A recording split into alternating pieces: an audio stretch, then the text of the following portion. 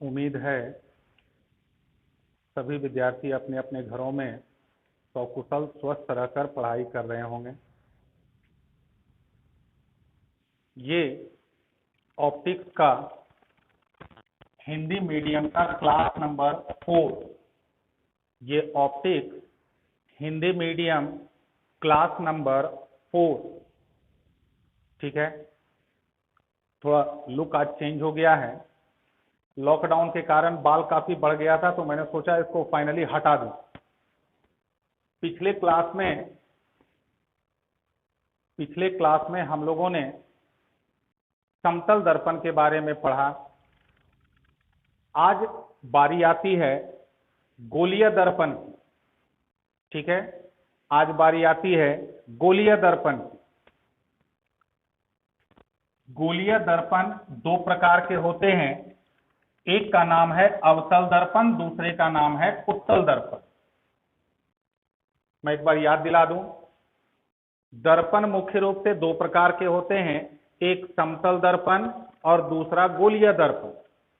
समतल दर्पण के बारे में हम लोगों ने पिछले क्लास में पढ़ा, कुछ बातों को मैं रिपीट कर दूं। समतल दर्पण हमेशा आभासी प्रतिबिंब बनाती है। आभासी प्रतिबिंब वस्तु की तुलना में हमेशा सीधा होती है, ठीक है। आभासी प्रतिबिंब वस्तु की तुलना में हमेशा सीधा होती है। आमतौर पर आभासी प्रतिबिंब दर्पण के पीछे बनती है, ठीक है। और हकीकत में दर्पण के पीछे प्रतिबिंब नहीं बन सकता है, इसलिए दर्पण के पीछे बने हुए प्रतिबिंब को हम लोग कहते हैं आभासी प्रतिबिंब। एक विद्यार्थी ने क्वेश्चन भी पूछा था कि सर दर्पण के पीछे जब कलई किया रहता है तो उसके पीछे प्रतिबिंब बनता कैसे है। तो दर्पण के पीछे बने हुए प्रतिबिंब को, वो विद्यार्थी जिन्होंने पूछा था वो ध्यान से सुन लें। दर्पण के पीछे बने हुए प्रतिबिंब को इसीलिए आभासी कहा जाता है क्योंकि वो वास्तविक नहीं होती है, वो हम लोगों को आभास होता है, वो हम लोगों को एहसास होता है, इसलिए हम लोग उसको काल्पनिक प्रतिबिंब भी कहते हैं। उसका वास्तविकता से कोई लेना देना नहीं होता। आज का जो टॉपिक है वो मुख्य रूप से है गोलीय दर्पण और उसके अलग अलग गुण और अलग अलग बातों को हम लोग समझेंगे। गोलीय दर्पण, गोलीय दर्पण दो प्रकार के होते हैं, एक का नाम है अवतल दर्पण और दूसरे का नाम है उत्तल दर्पण। तो गोलीय दर्पण, फिर से मैं दोहरा दूं, गोलीय दर्पण दो प्रकार के होते हैं, एक का नाम है अवतल दर्पण, दूसरे का नाम है उत्तल दर्पण। अब जो सबसे महत्वपूर्ण है, ये जो दोनों प्रकार के गोलीय दर्पण होते हैं ये बनते कैसे, दोनों प्रकार के गोलीय दर्पण बनते कैसे हैं, जरा आप लोग ध्यान देंगे, मैं इसको बतला रहा हूं। एक कांच का खोखला गोला लिया जाता है, ध्यान से सुनेंगे क्योंकि ध्यान रहे ये फ्रंट टू फ्रंट क्लास नहीं है, ये डिजिटल प्लेटफॉर्म है, तो इसलिए आप लोग कंसंट्रेट करेंगे। और जो भी विद्यार्थी देख रहे हैं मेरे इस वीडियो को, जो भी देख रहे हैं वो कोशिश करें डायरेक्ट मेरे YouTube चैनल को सब्सक्राइब कर लें, ताकि अगर वो विद्यार्थी अगर व्हाट्सएप ग्रुप में नहीं भी होंगे तो YouTube के थ्रू उनको नोटिफाई हो जाएगा। इसलिए ज्यादा से ज्यादा सब्सक्राइब करें, सब्सक्राइबर बढ़ेंगे तो लाइव क्लासेस को भी अरेंज किया जा सकता। तो एक कांच का एक खोखला गोला लेते हैं, ध्यान से सुनेंगे आप लोग, कांच का एक खोखला गोला लेते हैं, खोखला, ठीक है। उसकी सतह पर एक वृत्ताकार टुकड़ा, कांच के एक खोखले गोले की सतह पर एक वृत्ताकार टुकड़ा काट लेते हैं जो एक कटोरे जैसा बनता है, ठीक है। वो एक कटोरे जैसा बनता है, उस गोलीय टुकड़े को हम लोग निकाल लेते हैं। अब गोलीय टुकड़ा हम लोगों का निकल गया, अब बारी आती है कि हम लोग उसको गोलीय दर्पण बनाएं कैसे। तो मैं फिर से दोहरा दूं, कांच का एक खोखला गोला, उस कांच के गोले की सतह पर एक हम लोग वृत्ताकार टुकड़ा को काट के अलग कर लेते हैं। अब वो जो टुकड़ा अलग हुआ वो हो गया एक वृत्ताकार टुकड़ा, हो गया कटोरे जैसा। अब जरा ध्यान देंगे हम लोग उसको गोलीय दर्पण में कैसे कन्वर्ट करते हैं। तो याद दिला दें, पिछले क्लास में मैं बता रहा था कि समतल दर्पण कैसे बनती है। तो एक समतल कांच का एक प्लेट लेते हैं और उसके एक सरफेस को हम लोग कलई कर देते हैं। बस वही बात हम लोग लागू करते हैं गोलीय दर्पण के लिए।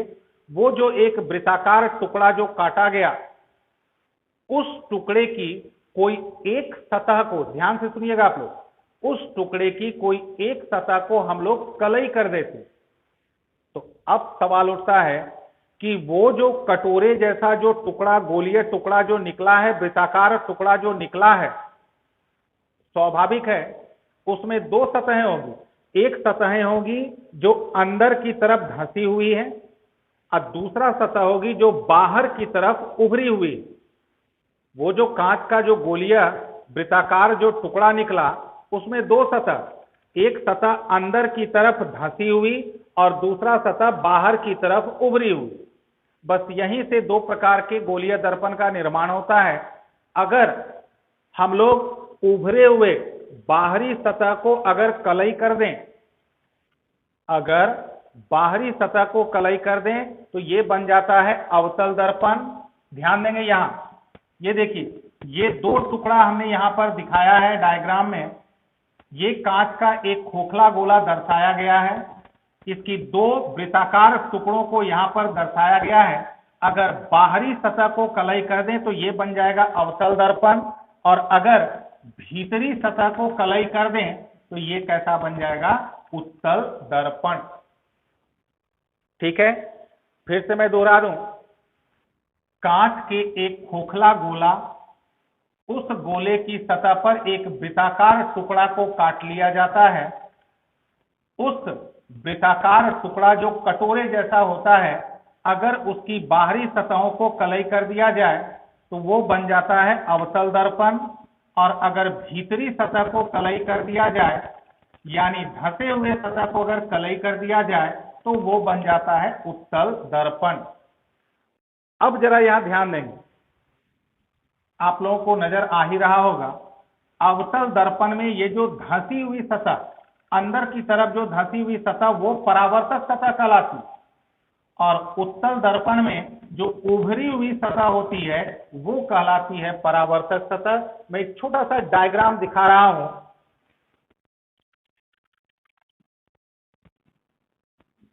ये अवतल दर्पण, अवतल दर्पण में ये इधर से ये जो है, ये जो अंदर धंसा हुआ है ये कहलाता है परावर्तक सतह, और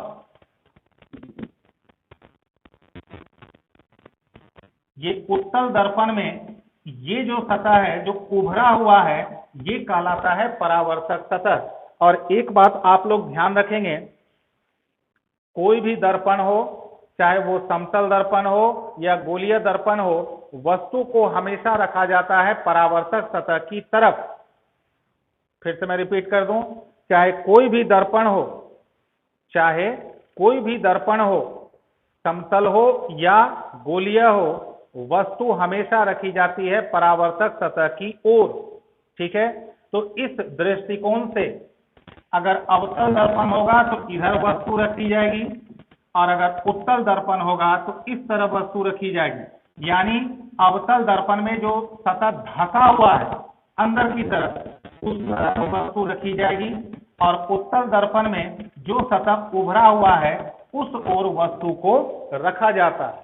ठीक है, अब कोई भी गोलीय दर्पण हो, चाहे उत्तल हो या अवतल, कोई भी गोलीय दर्पण हो चाहे उत्तल हो या अवतल, तीन महत्वपूर्ण बातें, कोई भी गोलीय दर्पण हो चाहे वो उत्तल हो या अवतल, उससे रिलेटेड तीन महत्वपूर्ण बातों को ध्यान से आप लोग सुन लेंगे। तीन बातें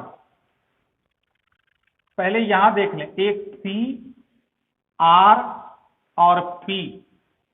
सी, आर और पी, ये तीनों पर नियंत्रण बहुत जरूरी है। इन तीनों पर में से अगर नियंत्रण हटा तो फिर गोलीय दर्पण के बारे में समझना बहुत मुश्किल हो जाएगा। ठीक है, तो मैं इन तीनों टर्म को सी, आर और पी, इन तीनों को मैं बारी बारी से समझा रहा हूं। आप लोग कंसंट्रेट होकर के ध्यान पूर्वक आप लोग सुने, ठीक है। पहले मैं आ रहा हूं सी। आप लोगों को चित्र में दिख रहा होगा, कोशिश तो यही की जा रही है चित्र जहां तक हो सके एक ढंग का बने ताकि समझने में मुश्किल नहीं हो। ये जो सी है, ध्यान से सुनिएगा, ये मैंने बताया था कि ये एक कांच का एक खोखला गोला है। क्या है? कांच का एक खोखला गोला। आप लोग सब जानते हैं कि चाहे गोला हो या वृत्त, चाहे गोला हो या वृत्त, उसका एक केंद्र होता है, ठीक है। चाहे गोला हो या वृत्त, उसका एक केंद्र होता है, ठीक है। तो ये जो कांच का खोखला गोला है, इसका जो भी केंद्र होता है, तो ध्यान रखेंगे चूंकि ये दर्पण और ये दर्पण इस गोले का हिस्सा है, तो स्वाभाविक है ज्यामिति के मुताबिक ये जो टुकड़ा या ये जो टुकड़ा लिया गया है, स्वाभाविक है इस टुकड़े का भी यही केंद्र होगा। और गोलीय दर्पण जिस कांच के गोले का केंद्र होती है, ठीक है। कोई भी गोलीय दर्पण कांच के जिस गोले का हिस्सा होती है, उस कांच के गोले का जो भी केंद्र होता है, उसको हम लोग गोलीय दर्पण का कहते हैं वक्रता केंद्र। इंग्लिश में इसको कहते हैं सेंटर ऑफ कर्वेचर, ठीक है। मैं फिर से रिपीट कर दूं, आप लोग ध्यान से सुनिए। कोई भी गोलीय दर्पण, ध्यान दे रहे हैं आप लोग, कोई भी गोलीय दर्पण जिस कांच के गोले का एक टुकड़ा होती है, उस कांच के गोले का जो भी केंद्र हो, उस केंद्र को गोलीय दर्पण का कहते हैं वक्रता केंद्र। वक्रता केंद्र इंग्लिश में इसको कहते हैं सेंटर ऑफ कर्वेचर, और इसको हम लोग दर्शाते हैं capital C, C for centre या सी फॉर कर्वेचर, लेकिन सी मुख्यतः सेंटर के लिए ही लागू होती, ठीक है। अब दूसरा है ये आर, वक्रता त्रिज्या। अब जरा इसको भी ध्यान देंगे। कोई भी गोलीय दर्पण जिस गोले का हिस्सा होती है, कोई भी गोलीय दर्पण जिस कांच के खोखले गोले का टुकड़ा होती है, उस गोले की जो भी त्रिज्या होती है, उस त्रिज्या को हम लोग कहते हैं उस गोलीय दर्पण की वक्रता त्रिज्या। इंग्लिश में इसको कहते हैं centre of curvature, radius of curvature. तो फिर से मैं रिपीट कर दूं, गोलीय दर्पण कांच के जिस गोले का एक हिस्सा होती है, उस कांच के गोले की जो भी त्रिज्या होती है, उसको हम लोग गोलीय दर्पण की कहते हैं वक्रता त्रिज्या, रेडियस ऑफ कर्वेचर। इसलिए इसको रेडियस के कारण इसे दर्शाए हैं आर। और ध्यान देंगे ये यहां से लेकर के यहां तक है, क्योंकि ये केंद्र है, तो यहां से यहां तक ये जो दूरी है, ये दूरी कहलाती है वक्रता त्रिज्या, रेडियस ऑफ कर्वेचर। और तीसरी बहुत ही मुख्य बात, ध्रुव, जिसको इंग्लिश में कहते हैं पोल, इसलिए ध्रुव को हम लोग दर्शाते हैं पी से। इसको भी जरा ध्यान दे लें। जैसा अभी बताया गया थोड़ी देर पहले कि कांच के एक खोखले गोले का एक वृत्ताकार सतह को काट करके निकाल लेते हैं, तो वो जो एक वृत्ताकार सतह मिलती है, उस वृत्ताकार सतह का जो ज्यामितीय केंद्र होता है, स्वाभाविक है कोई भी कटोरा होगा उसका कहीं ना कहीं पर ज्यामितीय केंद्र होगा, ठीक है। अब यहां पर यह डाउट उठता है कि अभी स्टूडेंट के दिमाग में देखिए क्या डाउट होता है। अभी आपने बताया कि केंद्र होता है गोले का या फिर वृत्त का, ये कटोरे का कहां से आ गया? इसलिए कटोरे का केंद्र नहीं, उसको कहा जाता है ज्यामितीय केंद्र, यानी उसका जो मध्य पॉइंट होता है, मिडिल पॉइंट होता है, सेंट्रल पॉइंट होता है, उसको हम लोग कहते हैं ज्यामितीय केंद्र। तो कोई भी एक कटोरे नुमा हिस्से का जो भी केंद्र होगा उसको हम लोग कहते हैं उस गोलीय दर्पण का ध्रुव। ठीक है, अब जैसे देखिए ये एक टुकड़ा है गोलीय दर्पण, मान लेते हैं ये अवतल उत्तल है, इसका कहीं ना कहीं केंद्र होगा। इस ज्यामितीय केंद्र को हम लोग कहते हैं ध्रुव, इंग्लिश में इसको कहा जाता है पोल। तो मैं फिर से रिपीट कर दूं, गोलीय दर्पण के लिए 3 बहुत ही महत्वपूर्ण पद होते हैं। पहला वक्रता केंद्र, दूसरा वक्रता त्रिज्या और तीसरा ध्रुव। ठीक है, उम्मीद है ये तीनों जो है टर्म आप लोगों को समझ में आ गया होगा। अगर किसी को थोड़ी बहुत कसर रह गई हो तो वो कमेंट में डाल देंगे, मैसेज कर देंगे, अगले क्लास में फिर से रिपीट कर दिया जाए। ठीक है, अब मैं गोलीय दर्पण के मामले को आगे बढ़ा रहा हूं। जब ये क्लियर हो गया कि गोलीय दर्पण 2 तरह का होता है, एक अवतल और एक उत्तल, तो विद्यार्थियों को एक जानने की जिज्ञासा होती है, जैसा पिछले क्लास में हम लोगों ने पढ़ा कि एक समतल दर्पण प्रकाश किरणों को कैसे परावर्तित करती। तो अब मैं बताने जा रहा हूं कि एक गोलीय दर्पण यानी अवतल और उत्तल प्रकाश किरणों को कैसे परावर्तित करती। सबसे पहले हम लोग चर्चा करते हैं अवतल दर्पण द्वारा प्रकाश किरण का परावर्तन। अवतल दर्पण द्वारा प्रकाश किरण का परावर्तन, इसको समझाने के पहले मैं एक बात आप लोगों को याद दिला दूं। प्रकाश के परावर्तन का हम लोगों ने 2 नियम पढ़ा है। प्रकाश के परावर्तन का हम लोगों ने 2 नियम पढ़ा है। ठीक है, दोनों नियम आप लोग भूलेंगे नहीं, अन्यथा जब जब हम लोग प्रकाश का परावर्तन पढ़ेंगे तब तक परेशानी होगी। इसलिए दोनों नियम को आप लोग कंठस्थ भी कर लेंगे और दिमाग में उसको सेट भी कर लेंगे। ठीक है, अब उन दोनों नियमों का हम लोग इस्तेमाल करेंगे, क्योंकि स्वाभाविक है प्रकाश का परावर्तन हो रहा है। तो चाहे प्रकाश का परावर्तन आप लोगों ने पिछले क्लास में भी गौर किया होगा, समतल दर्पण से जब प्रकाश किरणों का परावर्तन होती है तो वहां परावर्तन का नियम लागू होती है।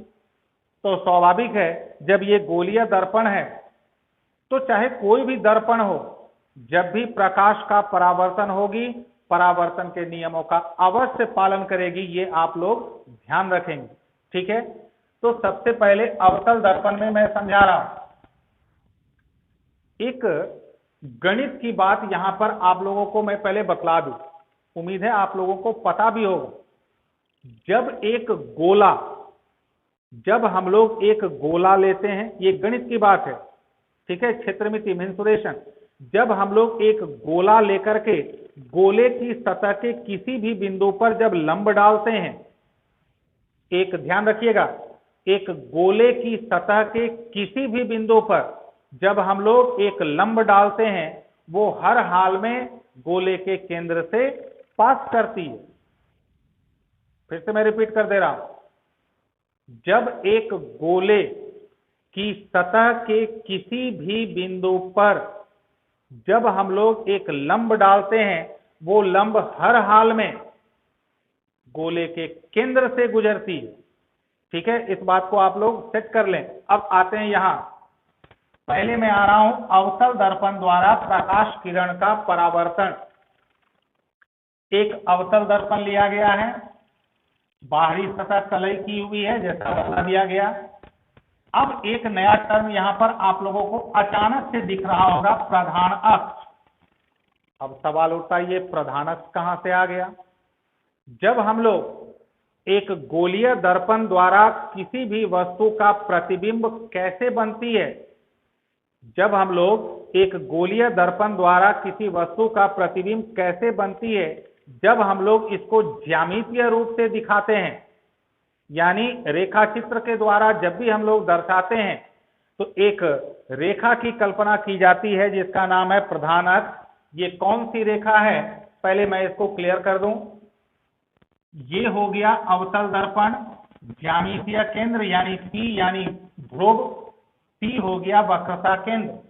कोई भी गोलीय दर्पण, ध्यान से सुनेंगे आप लोग, कोई भी गोलीय दर्पण के वक्रता केंद्र और ध्रुव इन दोनों बिंदुओं से गुजरती हुई सरल रेखा, इसको कहा जाता है प्रधान अक्ष। ये भी एक काल्पनिक है, लेकिन काल्पनिक होने के बावजूद भी, क्योंकि ये एक जिसको हम लोग कहते हैं रेफरेंस लाइन, ठीक है, इसको हम लोग एक रेफरेंस बनाते हैं, मानक बनाते हैं, इसलिए इसको डॉटेड लाइन से डिनोट नहीं करके इसको पूरे लाइन से दर्शाते हैं। ठीक है, तो फिर से मैं रिपीट कर लूं, एक गोलीय दर्पण के वक्रता केंद्र और ध्रुव से गुजरती हुई सरल रेखा कहलाती है प्रधान अक्ष। क्योंकि एक बात आप लोगों ने पढ़ा है ज्यामिति में, दो बिंदुओं से केवल एक ही सरल रेखा गुजर सकती है, दो बिंदुओं से केवल एक ही सरल रेखा गुजर सकती है। तो एक गोलीय दर्पण के वक्रता केंद्र और ध्रुव से जो एकमात्र सरल रेखा गुजर सकती है, उसी को कहा जाता है प्रधान अक्ष। क्या कहते हैं उसको हम लोग? प्रधान अक्ष। अब जरा ध्यान दें, मान लेते हैं ये एक आपतित प्रकाश किरण है, एरो तो आप लोगों को दिख ही रहा होगा। ये एक प्रकाश किरण अवतल दर्पण के परावर्तक सतह पर आपतित हुई। तो हम लोगों ने प्रकाश का परावर्तन का नियम पढ़ा कि जिस बिंदु पर आपतित होती है वो कहलाता है आपतन बिंदु। ठीक है, और आपतन बिंदु पर हम लोग हमेशा एक लंब डालते हैं। अब अभी जो मैंने बतलाया कि एक गोले की सतह के किसी बिंदु पर लंब डालेंगे वो केंद्र से गुजरेगी, तो जरा ध्यान देंगे, जिस बिंदु पर आपतित हुई ये वाली बिंदु, यहां पर हम लोग एक लंब डाले, ये लंब ध्यान देंगे कहां से गुजरना चाहिए? सी से। ये जो लंब डालेंगे आपतन बिंदु पर, इसको हर हाल में गुजरना चाहिए कहां से? सी से। अब ये हो गया अभिलंब, काल्पनिक। अभिलंब के साथ आपतित किरण जितना कोण बनाती है उतने कोण से ये परावर्तित हो जाती है। तो ध्यान देंगे, ऐसे आई और इस तरह से परावर्तित हो गई। ये किसकी बात हुई? अवतल दर्पण। अब मैं आता हूं उत्तल दर्पण पर। ठीक है, अब मैं आता हूं उत्तल दर्पण पर, ध्यान देंगे।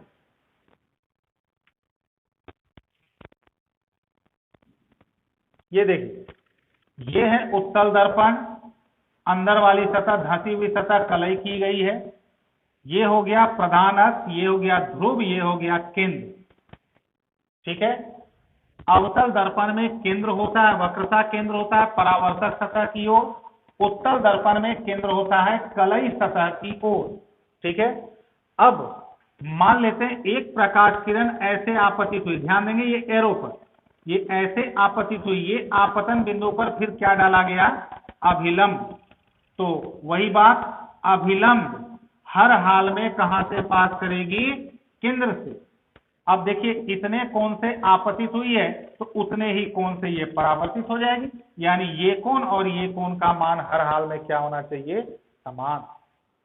ठीक है, इसको आप लोग वीडियो को 2-3 बार रिपीट करके देख लेंगे। जिस जिस जगह पर थोड़ा कंसंट्रेट होना है, फॉरवर्ड कर करके उस जगह को बार बार रिपीट करके देख लेंगे। ठीक है, अब इसके बाद हम लोग पढ़ेंगे कि एक गोलीय दर्पण, जब भी मैं गोलीय दर्पण की चर्चा करूं आप लोग तुरंत समझ जाएंगे उत्तल और अवतल की साथ बात हो रही। ठीक है, दोनों की बात एक साथ हो रही। तो ऐसे में अब हम लोग इसके बाद पढ़ेंगे एक गोलीय दर्पण किसी वस्तु का प्रतिबिंब कैसे बनाती है, कितने तरह का बनाती है, क्या क्या ऑप्शंस हैं, प्रतिबिंब को बनने का क्या क्या प्रारूप है, इन सब बातों की चर्चा होगी अगले क्लास में। ठीक है, आप लोग वीडियो को जहां जहां पर थोड़ा भी डाउट लगे उसको बढ़ा बढ़ा करके देख लेंगे, बार बार रिपीट करके समझ लेंगे। कहीं कोई डाउट लगे उसको कमेंट में या मैसेज कर करके वो हम तक पहुंचा दो। ठीक है, और मैं फिर अंतिम में दोहरा दूं, जितने लोग देख रहे हैं और जितने लोग नहीं देख पा रहे हैं, तो जो लोग देख रहे हैं वो लोग उन तक इस लिंक को जरूर फॉरवर्ड कर दें जो लोग नहीं देख पा रहे, और ज्यादा से ज्यादा सब्सक्राइब कर लें, ताकि अगर विद्यार्थी व्हाट्सएप ग्रुप में नहीं भी हैं उनको डायरेक्ट यूट्यूब से जो है नोटिफिकेशन मिल जाए। ठीक है, थैंक यू वेरी मच।